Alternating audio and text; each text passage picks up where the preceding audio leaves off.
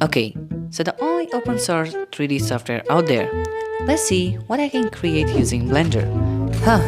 The default cube. Delete, add mesh, and a cube. Okay, this looks pretty cool. Wait a second. Can I move this cube using these arrows? Oh my god, this is so awesome. You know, I'm something of an artist myself. Time to make a character.